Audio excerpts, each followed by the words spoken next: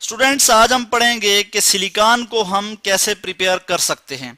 तो सिलिकॉन को हम ऐसे प्रिपेयर करते हैं कि सिलिकॉन टेट्राक्लोराइड के जो वेपर्स हैं, जब उनको हम सोडियम या पोटेशियम मेटल से पास करते हैं, सोडियम के लिए मैं Na लिख लेता हूं, सोडियम या पोटेशियम जो मेटल है इस पर से पास करते हैं तो हमारे पास सिलिकॉन आ जाता है। ठीक है, ये क्या है? सिलिकॉन टेट्राक्लोराइड, SiCl4, यानी सिलिकॉन टेट्राक्लोराइड के जो वेपर होते हैं उनको जब हम सोडियम या पोटेशियम मेटल पर से पास करते हैं तो हम सिलिकॉन को जो है वो हासिल कर सकते हैं।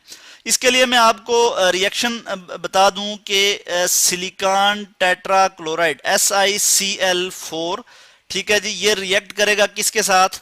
जब हम इसको पास करेंगे सोडियम मेटल के साथ। ठीक है, और इस रिएक्शन में जो कंडीशन है वो ये है कि हीटेड सोडियम होगी। ठीक है जी, हीटेड। और उसके बाद इसका ये है कि जो सिलिकॉन क्लोराइड है इसके लिए मैं एक और यहाँ पे जो है ये गैसियस फॉर्म में है। ठीक है, और सोडियम जो है वो मेटल यानी कि सॉलिड फॉर्म में है। ठीक है जी, और जब हम इसको पास करेंगे तो हमारे पास सिलिकॉन आ जाएगा। ठीक है, सिलिकॉन जो है वो एलिमेंटल फॉर्म में आ जाएगा और उसके बाद सोडियम क्लोराइड हमारे पास आ जाएगा, NaCl, सोडियम क्लोराइड। इसमें एक और कंडीशन वो ये है कि जो ये रिएक्शन इनर्ट एटमॉस्फेयर में होना चाहिए, मतलब यहाँ पे कोई मॉइस्चर नहीं होनी चाहिए, क्योंकि सोडियम मेटल जो है वो बहुत ज्यादा रिएक्टिव होता है। तो इसमें मैं कंडीशन यहाँ पे ये भी लिख लूँ, कोई हीटेड जो है वो सोडियम होगी, हीट। ठीक है, यहाँ पे आप देखें रिएक्शन में तो यहाँ पे सिलिकॉन जो है वो +4 ऑक्सीडेशन स्टेट में है, +4 से जो है वो 0 ऑक्सीडेशन स्टेट में जा रहा है यहाँ पे। ठीक है, तो इसमें क्या हुआ कि यहाँ पे सिलिकॉन जो है, सिलिकॉन की रिडक्शन हुई है, यानी सिलिकॉन ने इलेक्ट्रॉन लिए हैं, गेन किए हैं। तो यहाँ पे ये सॉलिड स्टेट में है तो मैं यहाँ लिख लूँ सॉलिड फॉर्म में है, सॉलिड स्टेट में है। NaCl ये भी सॉलिड स्टेट में है। ऑक्सीडेशन स्टेट क्या है?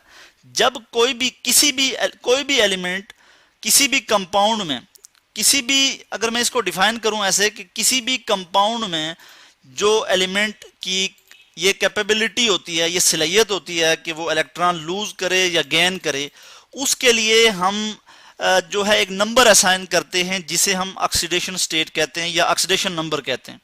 तो यहाँ पे सिलिकॉन +4 ऑक्सीडेशन स्टेट में है तो यहाँ पे 0 हो रहा है। इट मीन कि ये जो है ये रिडक्शन प्रोसेस है। इसी तरह एक और रिएक्शन हम देख लेते हैं जिसमें silicon tetrachloride SiCl4, silicon tetrachloride जो है वो रिएक्ट कर रहा है पोटेशियम मेटल के साथ। पोटेशियम के लिए मैंने ये लिख लिया, तो हमारे पास क्या आया जी कि सिलिकॉन जो है यहाँ पे भी जो है वो एलिमेंटल फॉर्म में आ गया जी, सिलिकॉन। और उसके बाद हमारे पास क्या आ गया जी? KCl, potassium chloride. KCl जो ये भी आ गया, सॉलिड स्टेट में है, सिलिकॉन भी सॉलिड स्टेट में है और पोटेशियम भी यहाँ पे सॉलिड स्टेट में है। इक्वेशन को मैं यहाँ पे बैलेंस कर देता हूँ, तो यहाँ पे इसको अगर मैं बैलेंस करूँ तो यहाँ पे मुझे 4 लगाना पड़ेगा, यहाँ पे भी मुझे 4 लगाना पड़ेगा। इसी तरह जो है ये इक्वेशन जो है वो बैलेंस हो गई। हीट यहाँ पे मैं लिख लूँ कि ये इसके लिए जो कंडीशन है वो क्या है कि हीट करना पड़ता है जी इसको। ठीक है, तो ये था जी आज का टॉपिक। हमने देखा कि सिलिकॉन टेट्राक्लोराइड जो हैं उसके वेपर जब हम सोडियम या पोटेशियम मेटल पर से पास करते हैं तो हमारे पास सिलिकॉन आ जाता है। इस इक्वेशन को भी मैं अगर बैलेंस कर दूं तो यहाँ पे मुझे 4 लगाना पड़ेगा। ठीक है, इसी तरह यहाँ पर भी मुझे 4 लगाना पड़ेगा।